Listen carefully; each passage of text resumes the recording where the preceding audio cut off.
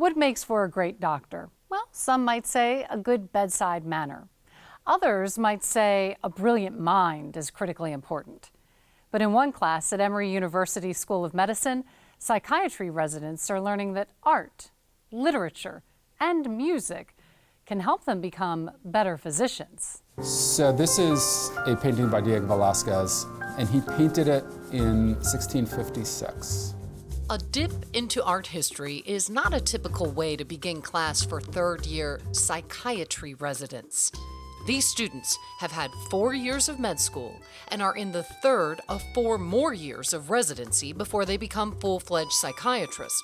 Theirs is a world of science, of research, of symptoms and diagnoses. The painting is a very large painting of a slice of life of the royal family. It's a painting ostensibly of the Infanta Margaret Teresa, who is at the time of the painting the only child of King Philip IV and Queen Mariana of Austria, who are the King and Queen of Spain.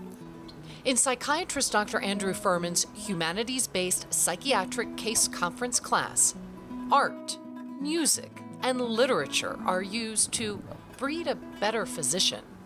A lot of what we do in our education of future physicians is help them understand the pathology and the etiology of disease. But we don't do as good a job, I don't think, in teaching them how to relate to the person who has the disease. I think there is some curiosity, like, oh, we're going to be reading poems and looking at art, and this is somehow going to make us doctors or something.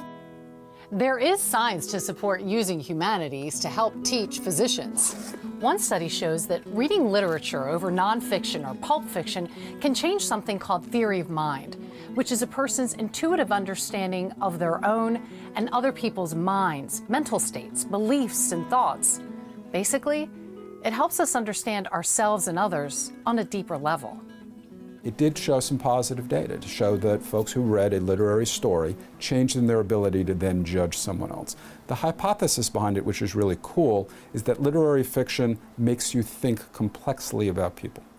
As does this iconic painting, whose subject appears to be the blonde princess. Who or what do you think is the subject of the painting? I would think it's the young girl in the center. Until you realize everyone is looking outside the painting. That Diego Velázquez has even painted himself into it, and he's not painting the princess. It's a small detail that reveals the truth. If you look at the painting, right in the center of it is a mirror, and you see 2 little figures in the mirror, and those 2 figures in the mirror are actually a reflection of the king and queen. As the viewer, you realize where you're standing. That we are in the same spot as the king and queen, which is really quite remarkable. So how does this relate to being a better psychiatrist? It's easy for physicians to say, this is pretty clear, you are the patient, you are the one with the illness. This painting says it's much more complicated than that the nature of the relationship brings us together, and that it decenters us. And it makes the future physician, hopefully, think more complexly about the nature of the relationship. The students then listen to the song Strange Fruit, made famous when Billie Holiday sang it in 1939. It's a song that waxes poetic about scenes of the gallant South, but the title, Strange Fruit, refers to what's hanging from the poplar trees. Black bodies swinging in the southern breeze. You're talking about a man who's been murdered, and, you know, he's just strange fruit. New York City school teacher Abel Meeropol wrote the song about the 1930 lynching of Thomas Shipp and Abram Smith. The visceral contrast between the beauty and cruelty of the South speaks to the contrasts within all of us.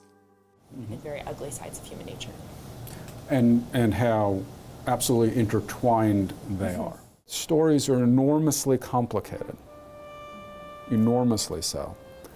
And we need to wrestle with all of those complications. And this song says, look deeper, look deeper, look deeper. Literally, look at the roots of things. We need to continually do that. As the semester draws to a close, the impact on future psychiatrists is evident. The humanities play a role in your life. I think that what this course has allowed us to do is explore stories in a way and listen for stories more than sort of through our routine training that we receive. I feel like we can find a human story everywhere. The arts don't just help make better physicians, they can make for a better, deeper human experience in a world where nothing is simple.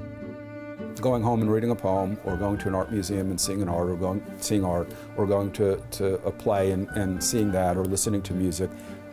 If you really sort of try to involve yourself in it, it helps you look at the world in different, more complex, more nuanced sorts of ways. And I come from a position where complexity and nuance is really important. I think making things simple doesn't often help things. Life is moving faster than ever. With technology at our fingertips and often in front of our faces, it can sometimes feel like we're skimming over the surface of our lives at warp speed.